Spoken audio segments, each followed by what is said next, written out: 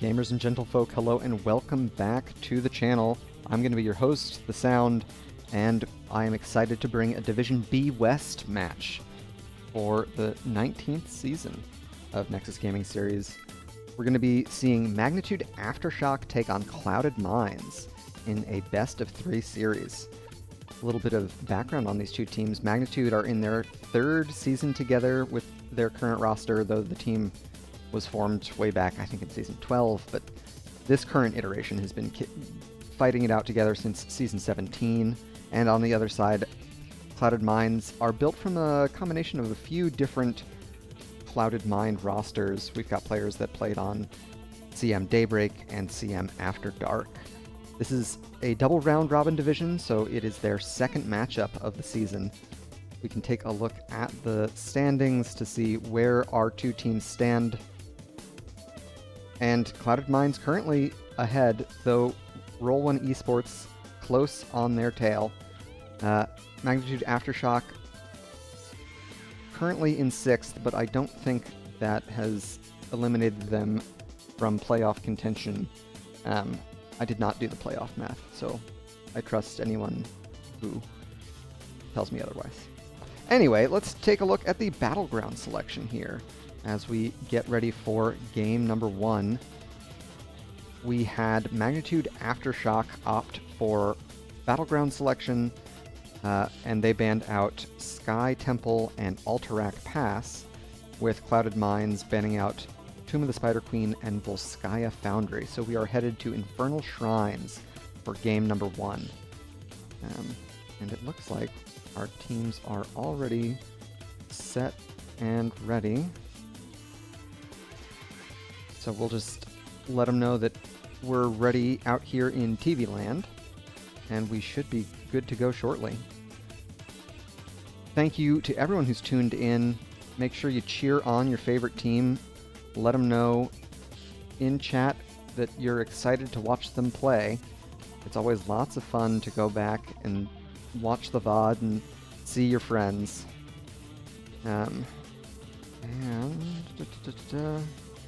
Let's double check here, and we should be into the draft for game 1. Let's get into it.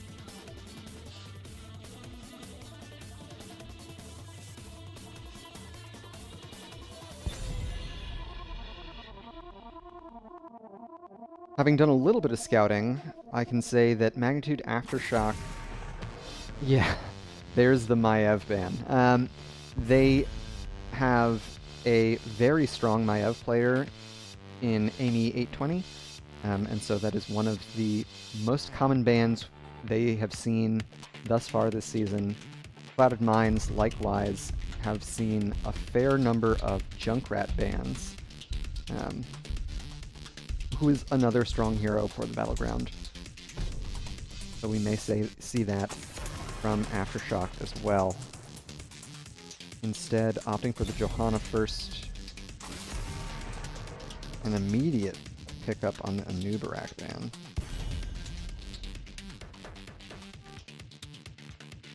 So we'll see if the Junkrat ban comes through. It is a good Battleground for him. His ability to poke shrine minions from a safe distance and kind of rack up those last hits can be really meaningful. Maybe a Blaze ban instead. Alright. So let's see what the current take on the meta is. Muradin first pick. Not the most common. But Tempest Jet has shown a lot of prowess on the Dwarf thus far this season. Punk picking up the Chromie. A pick that is often not available. They see a lot of bans on the side of Magnitude Aftershock, so I'm sure Punk happy to have the aspect of time. And a Tychus pickup. So both damage already in the chamber for Magnitude Aftershock. Both really solid on the objective. Yeah, Tiger is going to snap up that Hogger. Hogger and Oriole in the current balance are very strong. And Clouded Mines have been getting a lot of success out of all three of their first picks here.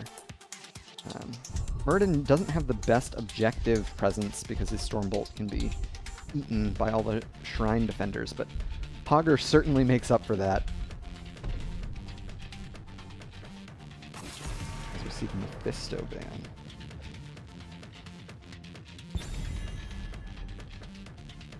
A good hero for the Shrine, not necessarily for the last hitting potential, but certainly for the team fighting that happens around the Shrine.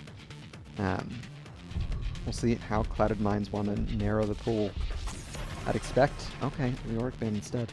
I was going to expect a tank ban, but Leo has been a favorite for Aftershock. As we see the Brightwing and Diablo picked up.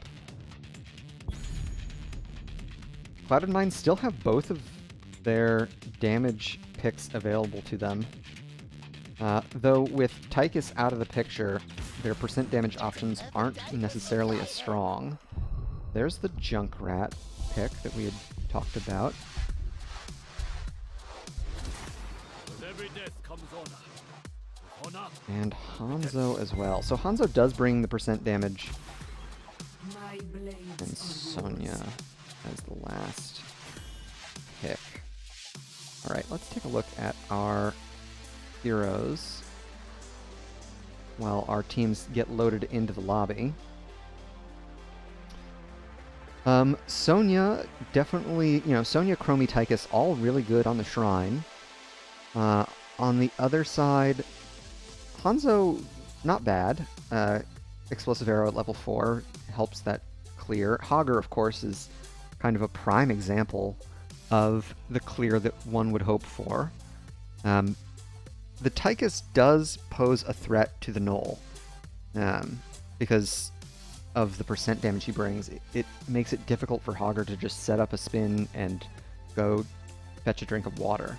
So I think it's going to come down to execution. Clouded Mines got a lot of their favorite heroes, so that might be the difference maker here as we get into game 1 of our series. And we can introduce our teams. First, on the left in blue, we've got Magnitude Aftershock, Punk playing Chromie, Captain Roberts on Sonya, Wraithling on Diablo, KLA playing Brightwing, and Amy820 on Tychus. And to the right in red, we've got Clouded Mines, Tiger on Hogger, Terrorsaur on Hanzo, Tempest Jet on Muradin, Rogue playing Junkrat, and Ruffian on the Oriole. We've got Deep Breathing at level 1 for Punk on the Chromie, looking for those Dragon Breath connections. An immediate engage, a little bit of B-stepping there, just to say hello. Tempest Jet eats a lot of damage from the Tychus there. Terrorsaur has opted for Redemption at level 1. So, an auto attack. Potentially to pair with Never Outmatched at 7 for a lot more of that W damage. Tempest Jet finds the stun. Wraithling pops the spell shield there. I'm sorry, that's from Punk. Either way, he goes down. That's first blood. An excellent follow-up from Rogue there with the Concussive Mine. And with that early takedown, I expect Clouded Mines to immediately start working on this neutral siege camp. They've got all the point control you could ever want in the form of Junkrat, both with the Seal Trap and the Concussion Mine. Magnitude Aftershock have kept busy getting their siege camp out as well.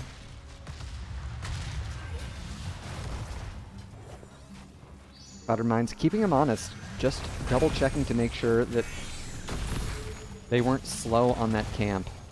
I like that probing vision play from Tempest Jet.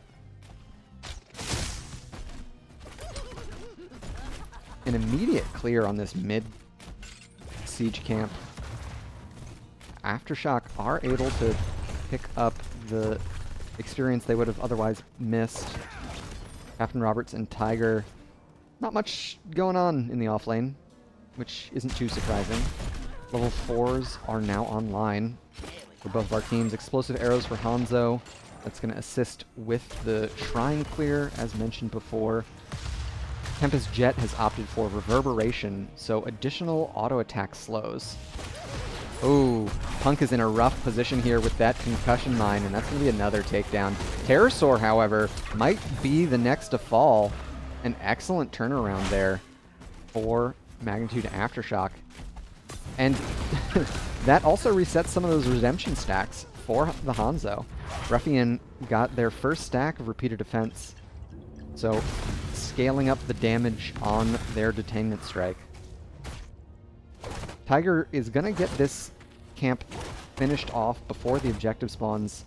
This first shrine in top is a frozen Punisher, so it is in everyone's interest to pick it up. It is very difficult to ignore the frozen Punishers. Tempest Jet in deep here finds the stun onto KLA, and there's the detainment strike. KLA is not going to be able to make it out alive.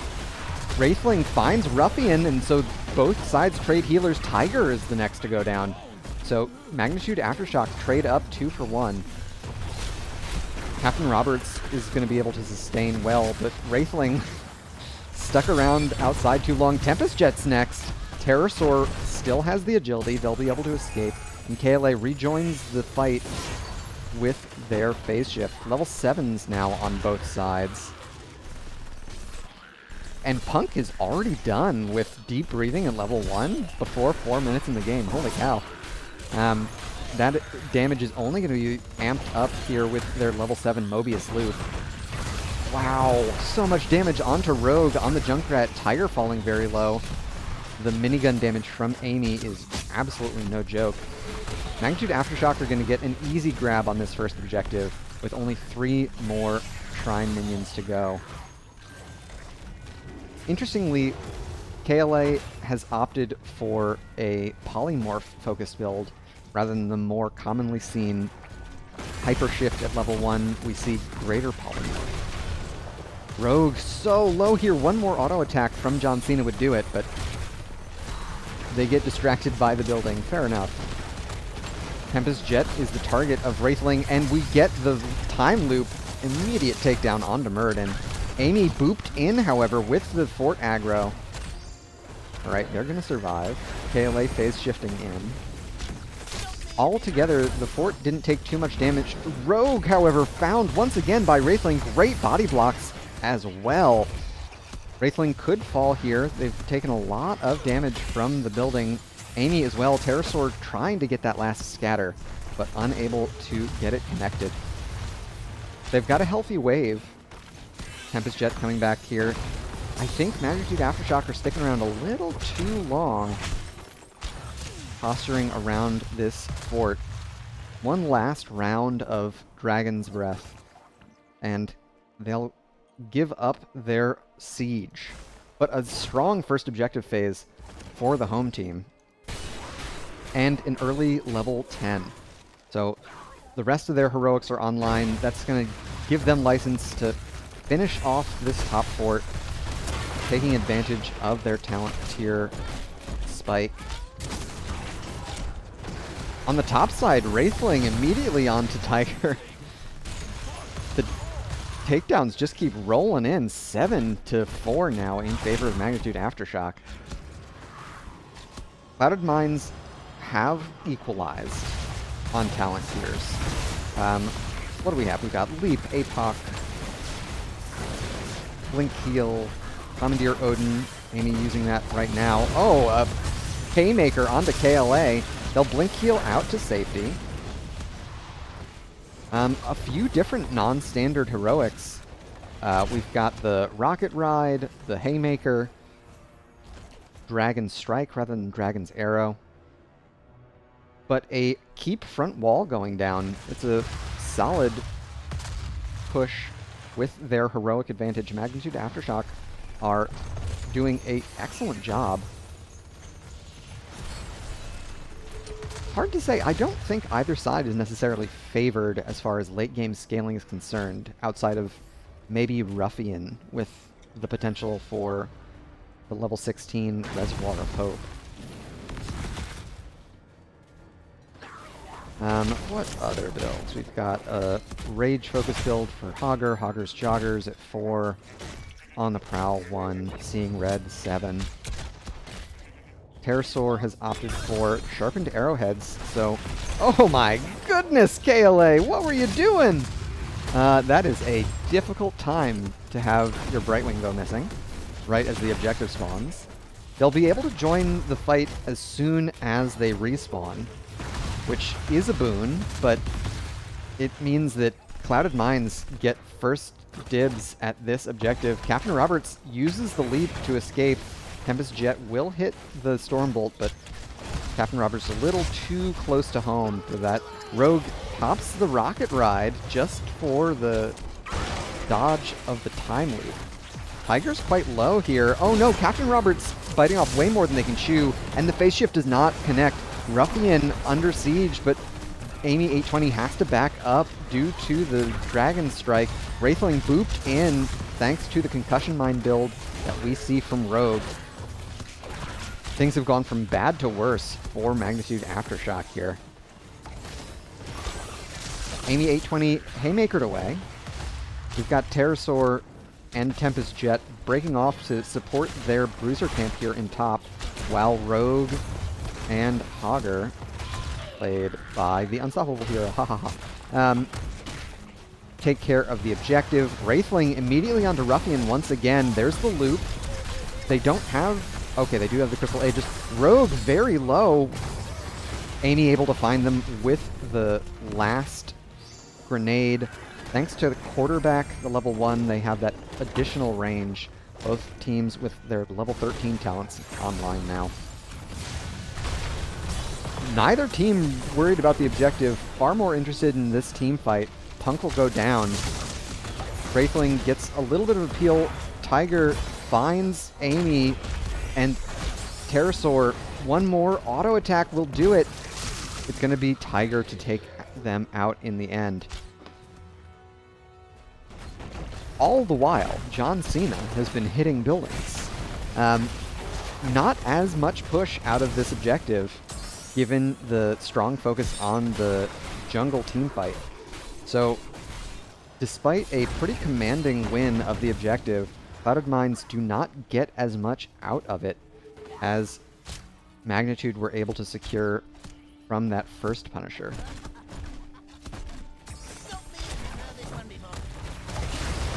Rogue continuing to threaten with the Concussion Mines there.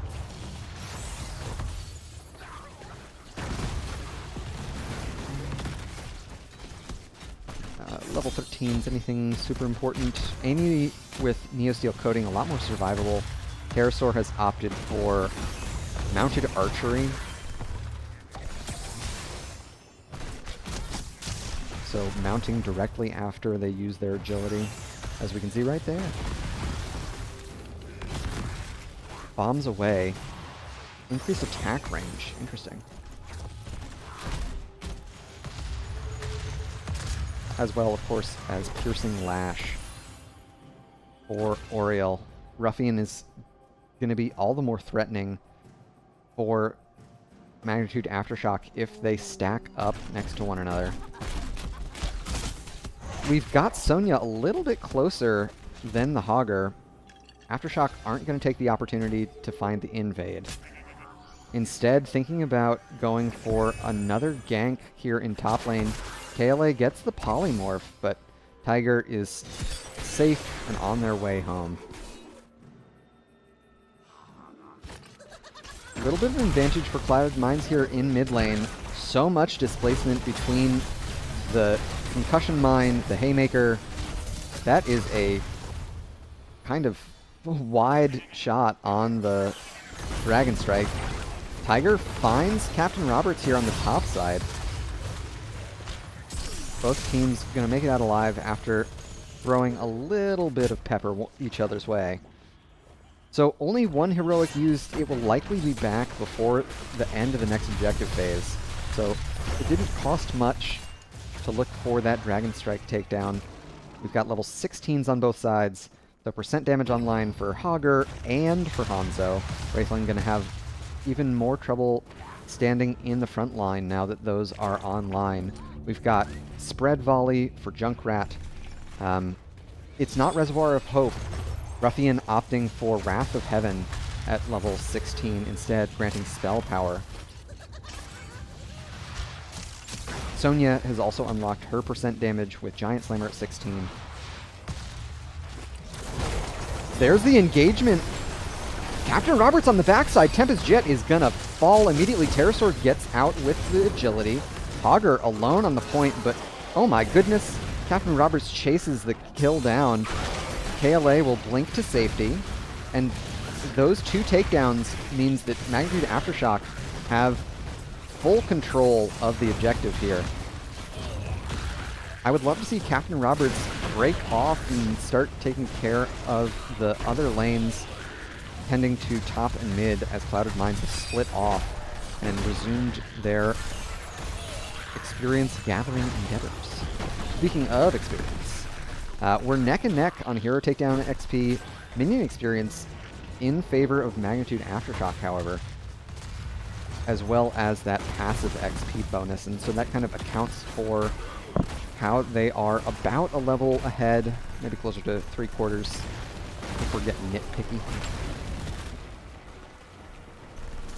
Without Avatar, Tempest Jet is going to have a tough time drawing that John Cena jump without a wall to assist them. Knowing this, Clouded Mind's back all the way up to the keep wall.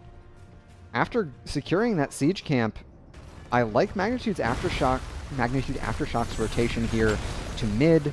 They don't want to get caught far from safety sieging that keep when they can just as easily rip through another fort, making it all the more difficult for Clouded Minds to occupy space on the battleground.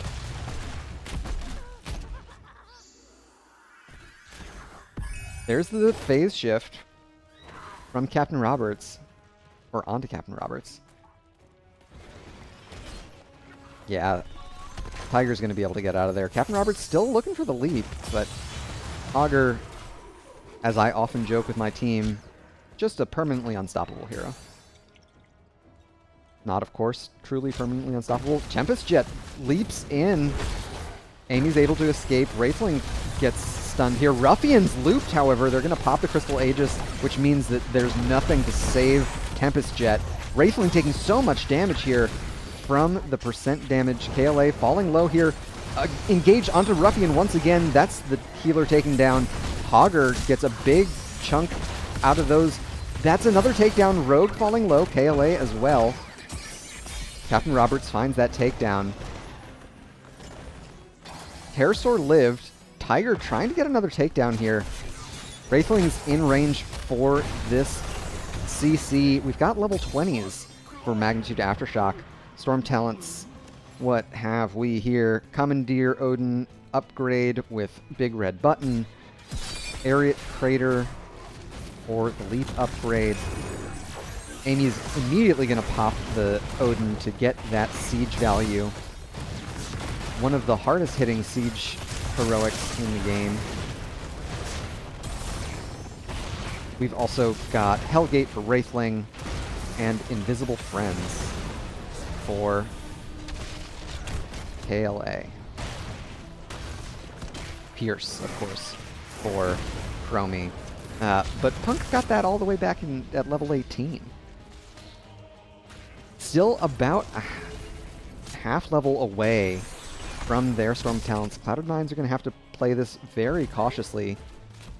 Rogue a little far out for my taste, but it looks like they're going to be safe with Magnitude Aftershock more concerned with stealing away this Bruiser camp. I would love to see the Hellgate engage. They go onto Tempest Jet. They pop the loop. That's met. Oh no! Captain Roberts tries to leap, but a great Crystal Aegis from Ruffian saves Tempest Jet. Shockwave was committed as well, but I think on balance, Magnitude Aftershock in a little bit of a worse position for the objective phase with their heroics missing.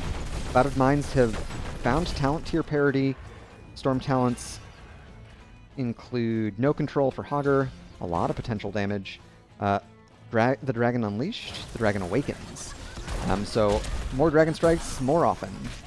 Rewind for Muradin. What's the Rocket Ride upgrade? Puckish Scamp. So being able to use both heroics. And of course, Reservoir of Hope for Oriel, a huge survivability increase for the entire team. Captain Roberts finds all three with the Ariat's Crater. Oh my goodness, there's the Rocket Ride. Amy's going to have to back up there. Captain Roberts falling very low. I don't think they're going to be able to get the heal. No, KLA caught on the top side. There's another takedown, this time onto the Hogger. KLA is low, and Clouded Minds pick up the last few Shrine minions for the Punisher. Of course, their base is on fire. This catapult doing so much damage to the top keep. We've got a siege camp and a catapult here in bot lane as well. I don't even know if this Arcane Punisher is going to get through the fort. Already down below half HP and more interested in hitting Diablo than the building. So it was kind of a must-win scenario for Clouded Minds, given the state of the battleground.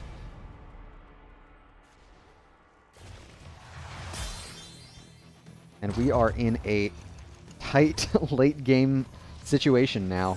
Vision control is the name of the game at this point. Clouded Minds have a lot of tools in that vein, between the Scatter Arrow and Stormbow from Hanzo and Sonic Arrow.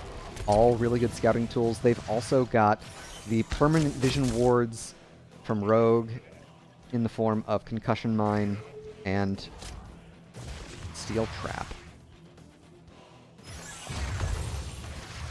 Punk's time traps do help in that regard, but it's going to be tricky for Magnitude Aftershock to find a surprise engagement onto Clouded Minds with all the vision tools they have at their disposal. Wraithling immediately pops the APOC. Tiger falling low here. They're going to escape. Wraithling knocked away. Tiger still on the retreat, but making it out alive. Tempest Jet commits the rewind. There's the time loop. Hogger's first to fall. Wraithling trying to get the flip onto Pterosaur. They do, but Tempest Jet low on the front line here. They're not going to make it out. Ruffian getting chased down. Pterosaur still alive.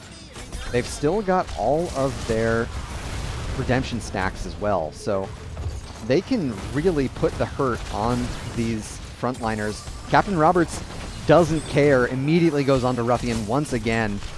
No healer now for Clouded Minds. It's going to be difficult for them to survive, especially with Pterosaur going down here. Wraithling absolutely running rampant on this Diablo. Engage after engage. They're doing so well, and it looks like Magnitude Aftershock are going to take it for game number 1. A commanding performance from the home team, and a nice way for them to start out this second match of the season against Clouded Minds. GG and well played to the home team.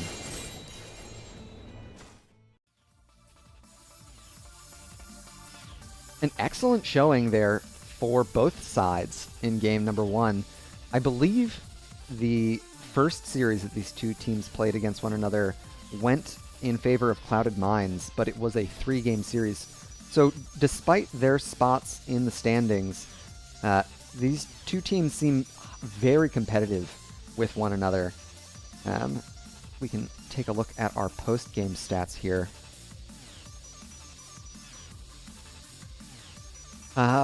Amy with most of their team's hero damage, but Pterosaur, of course, takes top honors for hero damage in the lobby. Captain Roberts picking up a fair bit more experience than Tiger. I think we can attribute that primarily to their takedown participation as well as fewer deaths. When you're alive, you can pick up more experience, don't you know? But it was a really tight game. As we take a look at the talents, see if there's anything out of the ordinary. I was surprised to see Pterosaur go for the auto attack build. I think both the Stormbow and Scatter Arrow builds are a lot more popular, but they looked very strong on the auto attack Hanzo. So if you're able to keep your redemption stacks, it's definitely not a bad build by any stretch, especially once level 16 Giant Slayer comes online. Rogue, with their Concussion Mine build, also following up all of Tempest Jet's engages, some really clean early game kills, but after the first objective went in favor of Magnitude Aftershock, they kind of stayed in control of the tempo for the rest of the game. For those who tuned in midway through Game 1, welcome. So happy to have you. This is a Division B West match. We've got Magnitude Aftershock against Clouded Mines for the second time this season. It is a double round-robin division, so both teams get to, or all teams get to see each other twice. And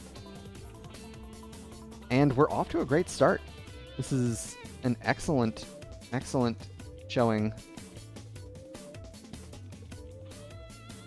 And I'll be curious to see if Clouded Mines prefer first pick or map pick. They didn't get the chance before. With that said, of course, Magnitude preferred map pick when they were given the choice, and it looks like Clouded Mines do prefer first pick, because once again, Magnitude has selected the battleground. We'll be headed to Towers of Doom for game number 2.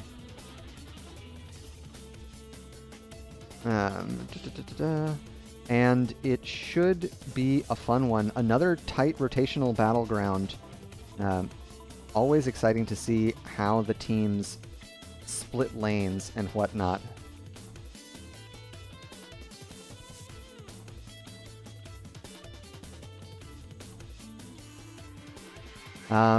What else can we say? I think both drafts actually still work pretty well for this next battleground.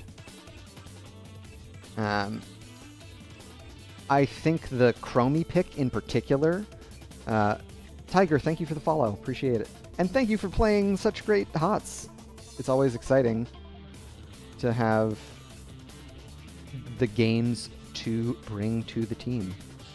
And by the team, I mean the community.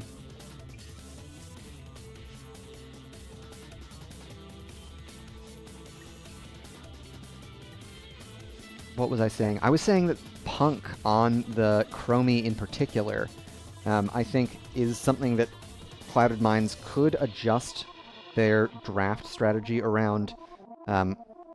They were able to get a lot of really impactful time loops with Temporal at level 8, as well as some huge Dragon's Breath value.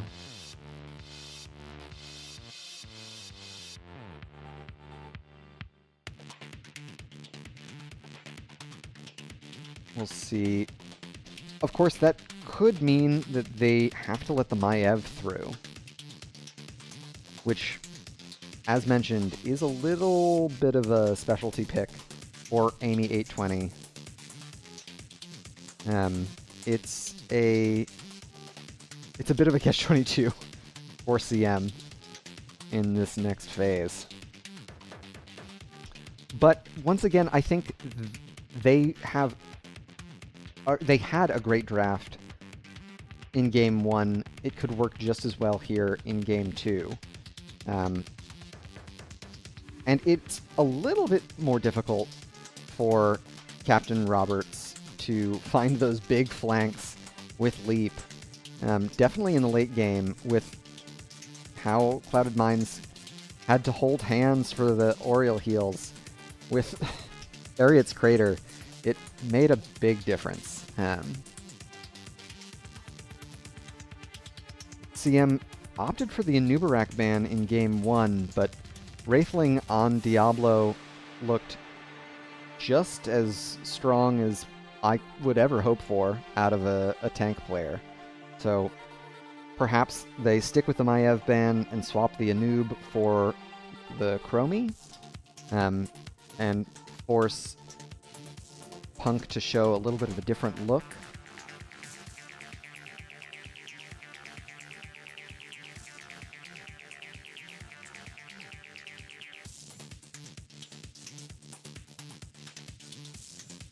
I'll just let both of our teams know that we are ready to go whenever they are out here in TV land.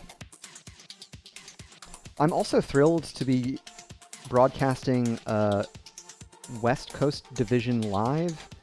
I was joking with the captains earlier when we were going through map bans that it's often that these games are scheduled past my bedtime because I'm a sleepy little baby. But I'm able to stick with it for this one, which is lots of fun. I always like to see what the other coast is doing and to see if there's any meta shift on the two sides. And it looks like we are into the lobby for game number 2 for our second draft. So let's kick on over and see how our teams proceed.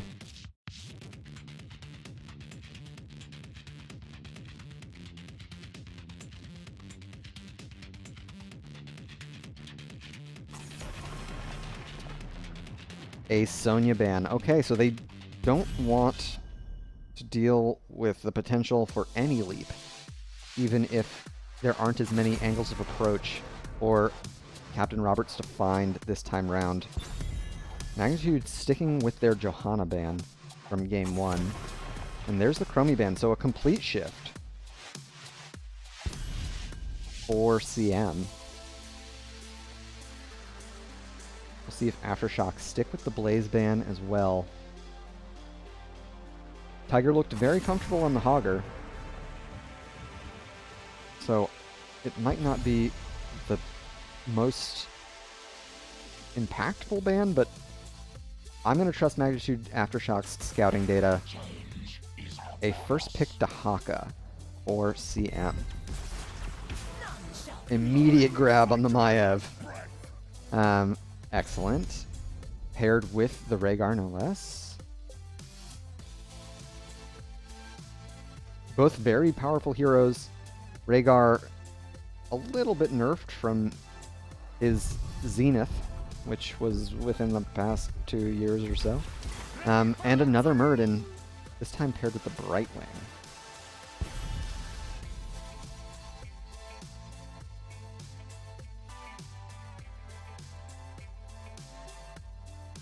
So, Clouded Minds like to keep their damage as the last 2 picks here. I think it makes a lot of sense. It keeps the draft very flexible. And Magnitude Aftershock have lots of choices that they have to guess between for this next ban. Yeah, they're going to get rid of Terrorsaur's Hanzo, which I think is a fair choice. CM, on the other side, could ban a tank or another offlaner if they so choose. Those hero pools are a little bit smaller, so it's a bit easier to pick on a player's weaknesses in that regard. Yeah, sticking with their Leoric ban. I guess Captain Roberts is a bit of a specialist. We'll see how Magnitude Aftershock want to round out their draft. We'll get a Tassadar Diablo. I love that combo because of Force Wall and Shadow Charge. We'll see how well polished that combo is for Punk and Wraithling on the side of Aftershock. Last 2 picks here for Clouded Minds. I'm expecting another Junkrat pick, but it's anyone's guess what Terrorsaur might opt for. I would think a Tychus. Yeah, okay. And Sylvanas, okay. So, potentially 2 sources of percent damage there for Clouded Minds. Last pick for the off lane for Captain Roberts. I would be picking Yrel in this scenario. They're going to pick Zool. Alright, fair enough. So let's take a look at this draft while our teams load into game number 2. Clouded Minds have a lot of frontline pressure and gank pressure with the Brightwing Tychus Muradin. So Zool is going to have a tough time soaking safely if Aftershock don't keep tabs on that squad. Wave clear definitely favoring Aftershock, at least in the early game. Sylvanas coming online at level 4 and Tychus at 7, depending on how they talent. But Amy on the Maiev, that might be the difference maker. We're going to have to see how our teams execute. Of course, it always comes down to that. So let's get into game number 2 here, as we prepare for potentially Magnitude Aftershock's second win and closing it out. We've got Punk on Tassadar, Amy 820 on Maiev, Captain Roberts playing Zool, Wraithling on Diablo, KLA on Rhaegar, and there you have Magnitude Aftershock. To the right in red, we've got Clouded Minds trying to take us to a game 3. Tiger on Dahaka, Ruffian on Brightwing, Tempest Jet on Muradin, Pterosaur playing Tychus, and Rogue on Sylvanas. Little bit of a anyone's guess where we're headed. There's the immediate engage onto Tempest Jet. A bit of trade there. Tiger finds the drag. No early game Sylvanas push. Tiger falling low here. They use the burrow a little early. Wraithling shoves them in the wrong direction, and there's another drag. So First Blood goes over to Clouded Minds. They're looking for another Captain Roberts, the target now. But Amy, oh, that tether could not connect. And it's just a brawl in mid. Who cares about other lanes? Let's keep fighting. Already up to 45 stacks, which is 7? 9? 9. 9 land... what do you call it? Shock Rays landed, or Static Charge for Punk at level 1. Both teams working on their sapper camps here. Looks like we're going to have Aftershock end a little bit faster. We'll see if they look to invade. It doesn't seem advisable with Dahaka so much closer. They're willing to risk it. Oh, there's a great polymorph. What a excellent dwarf toss for the body block. Tempest Jet finds Wraithling for another takedown. And Clouded Minds definitely striking back here in game 2. Of course, game 1 started pretty strongly in their favor as well. So, and on a battleground like Towers of Doom, it really is all about the late game. Tempest Jet looking for that Stormbolt that won't connect. They will get their first set of sappers into the wall here. Tempest Jet falling very low. They'll dwarf toss out the armor just enough. Ruffian targeted. And there's the first takedown for Aftershock with level 4s on both sides. Pterosaur caught on the other side of it. What a great tether! Rogue falling low here. And that's going to be another takedown. 2 for 2. A little bit extra experience for Aftershock, however.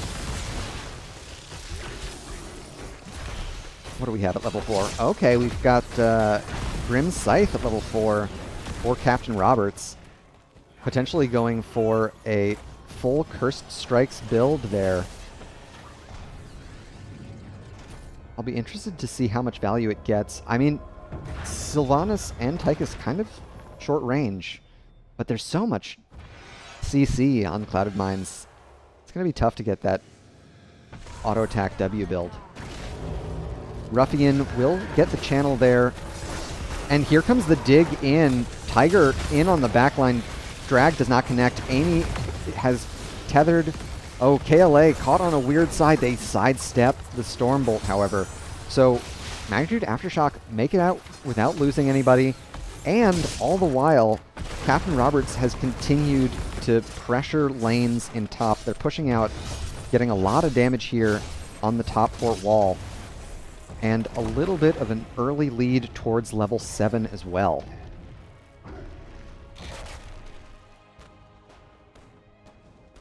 I would love to see Clouded Minds take this opportunity to set up a gank in mid, but the wave isn't in the best spot for it. Wraithling opting for Souls to the Flame at level 4 and Eternal Flames level 7. Captain Roberts makes the rotation in. Ruffian falling very low. They have to use the Cleanse. Purge used offensively, and with the Electric Fence going up, they'll get the takedown onto Ruffian. Of course, Tiger and Rogue have been playing on the top side of the battleground, getting that Sylvanas Black Arrows push to match the pressure that Aftershock are applying with the stolen zappers. It'll be difficult for Captain Roberts to dissuade Sylvanas from pushing here, and with possession, she's able to do a similar sort of split push activity as the Zool, stealing away minions. I did not think that was going to stun. Oh, the jump eaten by the tether. Amy blinks in onto Tempest Jet, but they're not going to be able to finish off those last couple of hit points. Tiger pops the Essence here. It's 5v4, but Cloud and Mines are going to suffer the first loss. KLA bites in onto Pterosaur here on the bot side, and Rhaegar, bloodthirsty, uses the Purge offensively once again. Tiger doesn't connect with the drag. They'll burrow to dodge that Shock Ray, but Amy able to blink in, make the difference. 3 more takedowns in favor of Aftershock. And an early heroic talent advantage. We've got Black Hole, Contain Disc,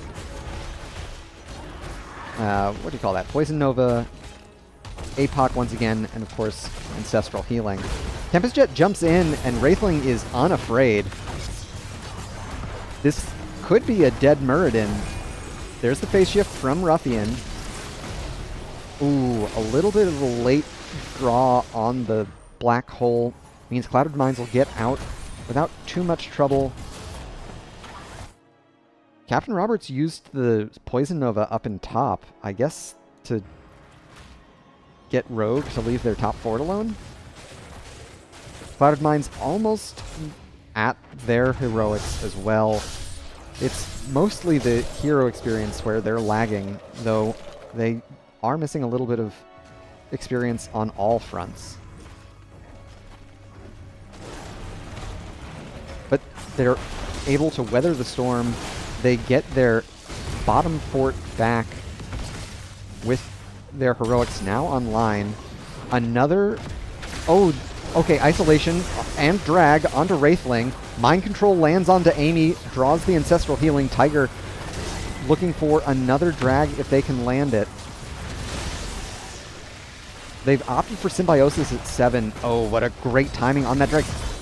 Okay, the Burrow escapes the Shadow Charge. Punk continues to rein in that damage with the Static Charge at level 1, as well as Psionic Echo at 7.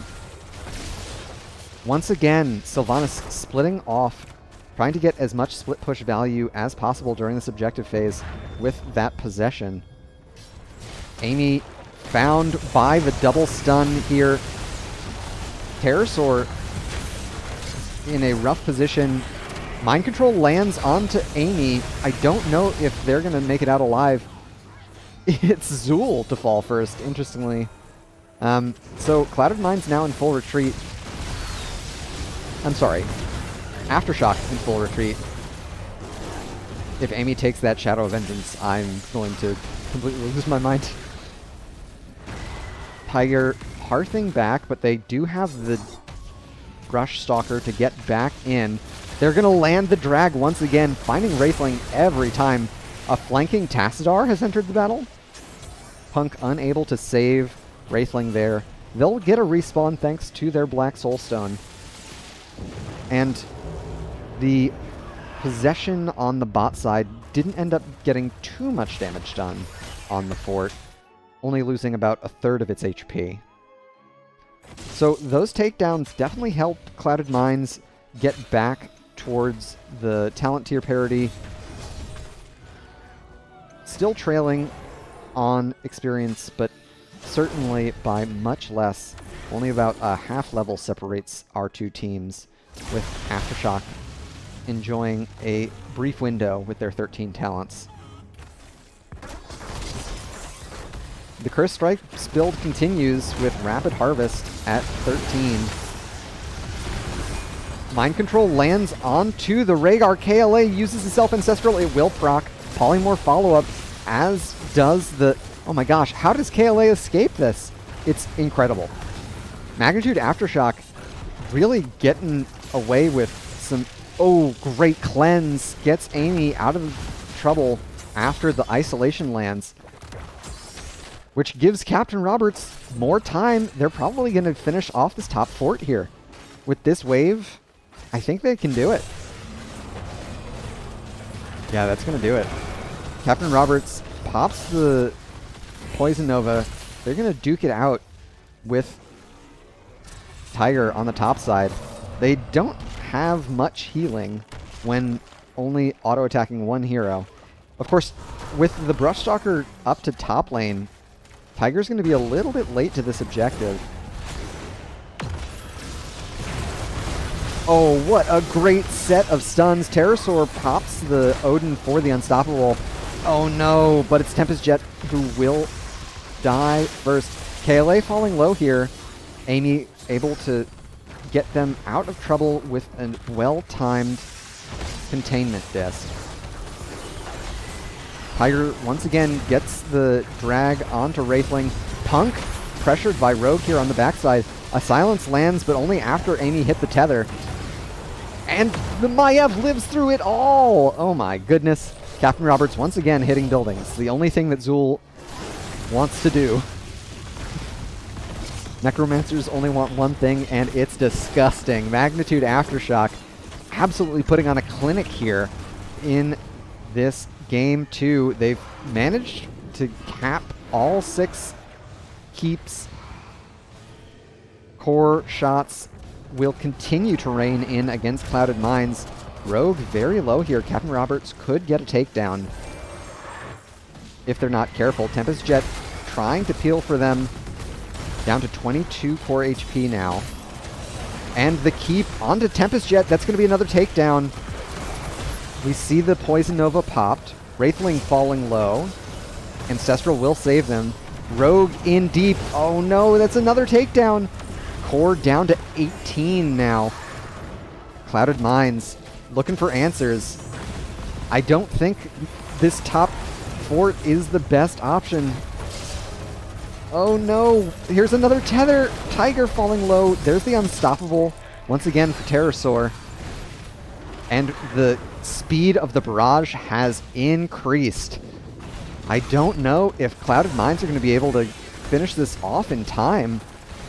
Down to 10, 9. It's continuing to tick away for them. Amy blinking in, just throwing their bodies at Clouded Minds, trying to stop them from putting damage onto the mid keep.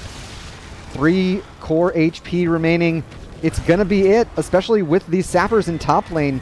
That's it. Last core shot rains in, and Magnitude Aftershock take Towers of Doom in a sub 13-minute play. Holy cow. They absolutely dominated that game. Really well played. A quick 2-0, in fact, for Aftershock. Fantastic. Fantastic play. Incredible. I can't believe the 6 cap came through. That was so fun to see. Not the most common occurrence in organized play, so really exciting to see a team manage it. Let's take a look at our post-game stats here. Punk, top of the lobby with 56k. I will say, I think Amy's Maiev was a difference maker. Tempest Jet frequently getting caught with a tether mid-jump, and playing that razor's edge of the melee assassin so well. You know, it's difficult to be in melee range of a team when you don't have a lot of survivability buttons. Maiev does have Vault of the Wardens, but her HP pool is not anywhere near as large as your traditional frontliners, so it's always really electrifying to see those successful melee assassin players do their thing. Very cool. So let's see if I can't wrangle our team for an interview here. I imagine they'll be happy to join. Looks like they will. So let me kick over to that.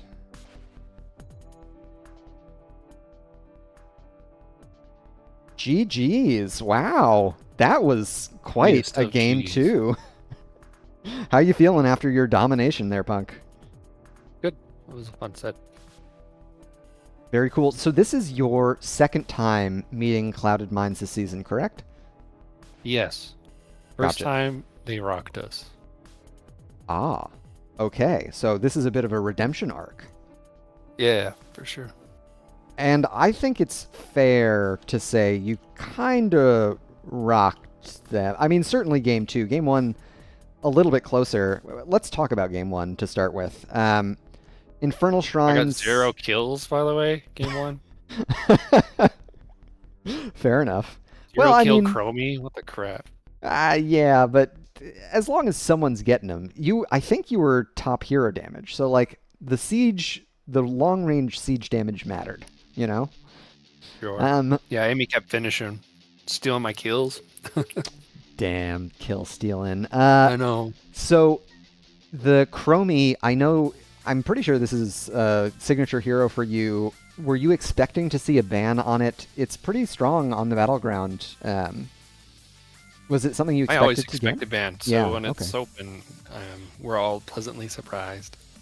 Very cool. Yeah, once the temporal loop came online, you guys were just pulling the trigger. That first objective fight in top lane was crazy hectic, but oh man, you guys were able to secure that first Punisher, and after that, it felt more or less like smooth sailing. You know, Clouded Minds, I think, got 1 or 2 Punishers of their own, but they were never able to make as much out of them. Yeah, we were able to clear them for sure. Captain Roberts on the Sonya, with the Ariat Crater in particular in the late game, found at least 3 heroes each time. Yeah. Huge difference makers there. That plus the Chromie damage plus Wraithling's Diablo. It was really an awesome one to see. And that was after Clouded Minds got a lot of their more played heroes this season. Were you at all concerned about the Oriole or Hogger picks? So we were just trying to think of like meta heroes, and I realized that Oriole and Hogger are super meta at the time, but we were thinking of like traditional picks for them versus meta picks for the map. And so we actually went with like banning them out rather than banning the metas. And it kind of worked out for us. I'd say so. I mean, it could have gone either way, honestly, but it ended up working for us pretty well. Yeah. Game 2, Cloud Minds opted for first pick again, so we went to Towers as your selection. You guys were winning a lot of 5v4s. Well, we were. It didn't feel like it. Looking back, we did win a lot of 5v4s, but it did not feel like it. Yeah. I'll tell you, it's kind of the Zool paradise for your team to not lose anytime bot lane. the offlaner leaves Zool alone, yeah. Oh, man. Like Captain Roberts getting so much value, and that's what's set up for the 6 cap. Yeah, anytime we saw a Dahaka dig, like, we just tried to get the crap out of there and then poke them so he couldn't rotate. Mm-hmm. And it ended up working pretty well. Absolutely. KLA able to escape some of those really tricky positions. And of course, Amy got to play the Maiev, which you guys see banned most of the time. How much of that hero pick would you attribute the win to versus just overall strong microplay? I think she does a killer job on Maiev, and honestly, like, I don't know if it totally turned it, but it definitely was a big factor of us winning. I would agree. So that's it. That's the season, or that's the second time you'll see them this season, unless, of course, you guys see each other in playoffs. Any matches you're looking forward to the rest of the season? Oh, the rest of the season? We didn't do too hot the first half of the season, so I'm just looking forward to everybody we've lost against, so we could redeem ourselves a bit. Awesome. So I'm looking forward to every match now. Heck yeah, that sounds great. All right, that'll do it for questions for me. Before I let you get back to celebrate with the team, the floor is yours for any shout-outs you want to give. Well, shout outs to the Magnitude crew and everybody that tuned into the sport. All right, sounds good.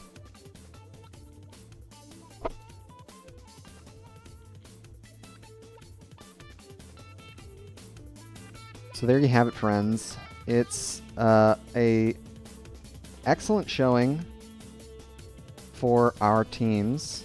Oh no. Sorry about that. An excellent showing from the home team. They were able to get redemption in their second meeting